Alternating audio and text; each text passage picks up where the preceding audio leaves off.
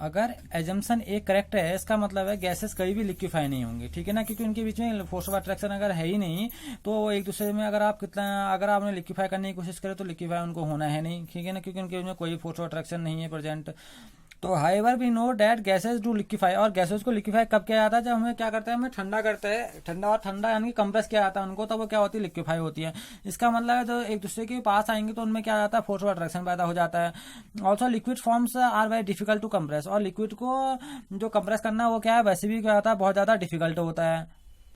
This means that the force of repulsion are powerful enough that prevent squashing of the molecules in teeny volume। देखिए इसमें एक बात निकल के सामने आ रही है, क्योंकि उसने जो बोला कि अगर आप हर एक का वॉल्यूम अगर आप नेग्जिबल मांग लेंगे पूरे के कंपेरिजन में, अगर वॉल्यूम नेग्जिबल होगा तो इसका मतलब ये होगा कि आप पर्टिकुलर मॉलिक्यूल के वॉल्यूम को कुछ मान नहीं रहे थे। अगर वो मान नहीं रहे तो यानी कि उसने कंप्रेसिबिलिटी में जब कंप्रेस किया गया तो उसमें उसका वॉल्यूम को आपने नेग्जिबल माना था, लेकिन जब आप कंप्रेस कर रहे हैं तो उसका वॉल्यूम नेग्जिबल होगा नहीं, ठीक है ना। क्यों नहीं होगा, क्योंकि क्या है, क्योंकि वो भी क्या होगा, कंप्रेस होगा तो वो उसमें भी क्या पैदा होगा, फोर्स ऑफ अट्रैक्शन पैदा होगा, जिसकी वजह से आप उसके वॉल्यूम को आप नेग्जिबल नहीं मान सकते, उसका भी वॉल्यूम कुछ ना कुछ जरूर होगा। तो अगर इफ एजम्पशन भी इज करेक्ट, अगर एजम्पशन भी करेक्ट है, the pressure versus volume graph of experimentally data that means real gas that theoretically calculate from Boyle's law ideal gas should कॉन्साइड। तो क्या कर देंगे, कॉन्साइड कर देंगे, कहने का मतलब है अगर ऐसा सही हो जाता है तो दोनों ग्राफ एक जैसे हो जाएंगे, रियल गैस और आपके कौन से जो आपके आइडियल गैस के दोनों ग्राफ एक जैसे हो जाएंगे। तो ये कह रहा है अगर आपने क्या किया, अगर आप बी करेक्ट होगा तो डेट मीन्स कभी भी आपको रियल गैसेज नहीं मिलेंगी, क्योंकि अगर बी की जगह आप काम करने लग जाएंगे तो रियल गैसेज और फिर आइडियल गैस पे कोई डिफरेंस रहेगा ही नहीं। तो उन्होंने उन दोनों पॉइंटों में क्या क्या करेक्शन लाया, तो जहां बोले गए इनको बोला गया करेक्शन फैक्टर, ठीक है ना। तो कह रहा real gas so deviation from ideal law because molecules interact with each other, क्योंकि ये कह रहा रियल गैस डिविएशन दिखाती है आइडियल गैस से आइडियल लॉ में, इसलिए दिखाती है क्योंकि इनके मॉलिक्यूल्स के बीच में क्या होता है, इंटरेक्शन होता है, एक दूसरे को क्या करते हैं, अट्रैक्शन के पावर में जुड़े रहते हैं। ऐसा क्यों होता है, इन्होंने लिया वहीं से, इन्होंने जहां पर को बोला गया था फोर्स ऑफ अट्रैक्शन नहीं था, इन्होंने क्या किया, हाई प्रेशर पे रखा और उनके बीच फोर्स ऑफ अट्रैक्शन पैदा किया, और जिस मॉलिक्यूल का वॉल्यूम टोटल वॉल्यूम के कंपेरिजन में नेग्जिबल माना था, वो उसके वॉल्यूम को भी इसने क्या किया, कंसिडर किया। तो कंडीशन क्या आया, at high pressure molecules of gases are very close to each other. High pressure में क्या होंगे, जो मॉलिक्यूल्स होंगे एक दूसरे के, वो एक दूसरे के काफी पास आ जाएंगे, ठीक है ना, गैसेज के। मॉलिक्यूलर इंटरेक्शन स्टार्ट ऑपरेटिंग, और उनके बीच में मॉलिक्यूलर इंटरेक्शन स्टार्ट हो जाएगा। At high pressure molecules do not strike the wall of the container with full impact because these are dragged back by other molecule due to the molecular attractive force. अब देखिए क्या कर रहा है, ये कह रहा है एट हाई प्रेशर, जब प्रेशर बहुत हाई होगा, molecules of gases are very close to each other, वो एक दूसरे के पास आ जाएंगे। मॉलिक्यूलर इंटरेक्शन स्टार्ट ऑपरेटिंग, और मॉलिक्यूलर इंटरेक्शन क्या हो जाएगा, काम करने लग जाएगा उनके बीच में, क्योंकि उनके बीच में अट्रैक्शन का फोर्स काम कर रहा है। एट हाई प्रेशर, जब गैसेज बहुत ज्यादा हाई प्रेशर में होंगी तो molecule do not strike the wall of the container, molecule जो होंगे वो जिस कंटेनर में गैस रखी है वहां पर को क्या करेंगे, वहां पर मॉलिक्यूल एक दूसरे को स्ट्राइक नहीं करेंगे, यानी कहने का मतलब वॉल में स्ट्राइक नहीं होगा molecule with a full impact because these are dragged back by other molecule, क्योंकि उसको दूसरा वाला मॉलिक्यूल जिससे वो इंटरेक्शन के अट्रैक्टिव फोर्स के साथ जुड़ा हुआ है, अट्रैक्टिव फोर्स में है जिसके, इंटरेक्शन में है जिसके, वो उसको क्या करेगा, नीचे बैठने के लिए क्या करेगा, मजबूर करेगा, उसको ड्रैग करेगा, ठीक है। This effect the pressure exerted by the molecules on the walls of the container, thus the pressure exerted by a gas has lower than the pressure exerted by the ideal gas। तो बात ये कह रहा है, तो हमने क्या करना पड़ेगा, कह रहा है इसमें थोड़ा सा ऑब्जर्व, जो आपने ऑब्जर्व किया था और जो आपने निकाला उसमें थोड़ा चेंज आया है, ठीक है ना। तो कह रहा था pressure exerted by a gas, जो प्रेशर गैस ने एग्जर्ट किया था, जो महसूस किया था, इज लोअर देन, वो लोअर है किससे, कह रहा था pressure exerted by ideal gas, जो प्रेशर आइडियल गैस क्या करती, बिहेव करती है। तो हमने क्या करना पड़ेगा, यहाँ पर कोई करेक्शन फैक्टर लगाना पड़ता है कि इसमें क्या चेंज आया, और इस करेक्शन फैक्टर की बात हम यहाँ पर करेंगे। देखिए क्या क्या बोल दिया इसने, पी टोटल, जो पी टोटल आपका निकला, यानी पी जो आइडियल निकला है, पी आइडियल इक्वल टू क्या होगा, P real plus a n square upon V square. ये ऑब्जर्व है आपका, जो पी रियल का आ रहा है ऑब्जर्व प्रेशर है, और जो आपका a n square upon V square आ रहा है, इसे बोला जाता है करेक्शन टर्म, ठीक है ना। और ए यहाँ पर वो क्या होता है, कॉन्स्टेंट होता है। तो कह रहा है repulsive forces also become significant, इनके बीच में रिपल्सिव फोर्स भी एक सिग्निफिकेंट रूप से काम करेंगे। कैसे? Repulsive interaction are short range interaction and are significant when molecules are almost in contact. देखिए जहां पर कोई अट्रैक्शन होगा वहां पर मॉलिक्यूल में क्या पैदा होगा? रिपल्सन ही पैदा होगा, ठीक है ना। कह रहा है ये कह रहा है this is the situation at high pressure, और ऐसा कब आएगा? जब आप क्या रखेंगे? गैसेस को हाई प्रेशर पर रखेंगे। The repulsive force causes the molecules to behave as small, but अब देखिए इसमें क्या करा है, ये क्योंकि स्पेयर के रूप में मान रहे हैं आप, अगर मॉलिक्यूल को स्पेयर के रूप में मान रहे हैं तो उनके बीच में जो अट्रैक्टिव फोर्स कर रहा है तो उतना ही उनमें क्या करेगा? रिपल्सिव फोर्स भी क्या करेगा? काम करेगा।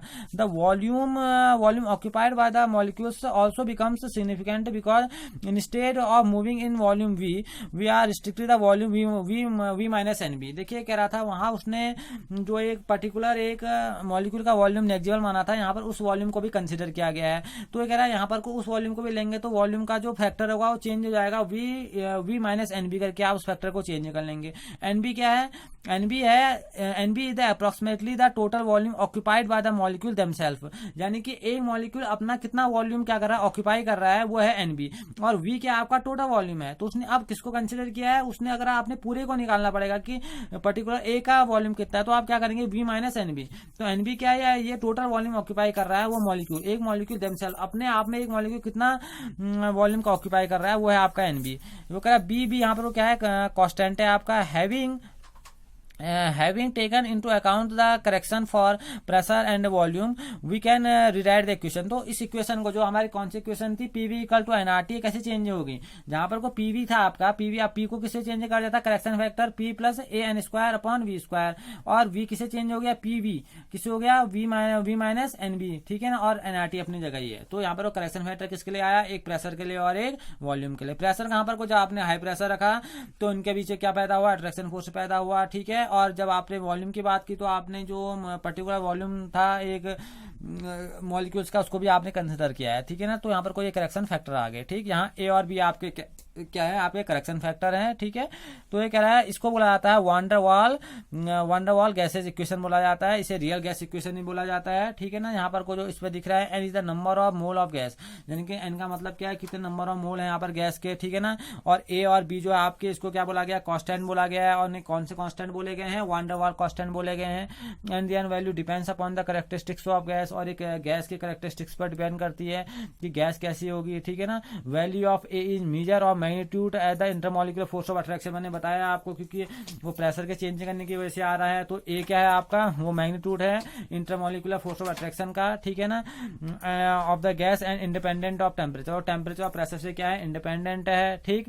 यहाँ पर कोई बात और समझनी होगी। Also eight very low temperature intermolecular force becomes very, बहुत अच्छी बात कह रहा है। प्रेशर आपका आपका जो टेम्परेचर है अगर वो बहुत लो है, at very low temperature intermolecular force become significant. जो intermolecular force of attraction force जो होते हैं वो क्या हो जाते हैं? सिग्निफिकेंट हो जाते हैं। As the molecules travel with low average speed this can be captured by one another due to the attractive force real gas so ideal behaviour. तो वहां पर को जो रियल गैसेज होती है किसकी तरह काम करने लग जाती है? आइडियल बिहेवियर की तरह काम करने लग जाती हैं।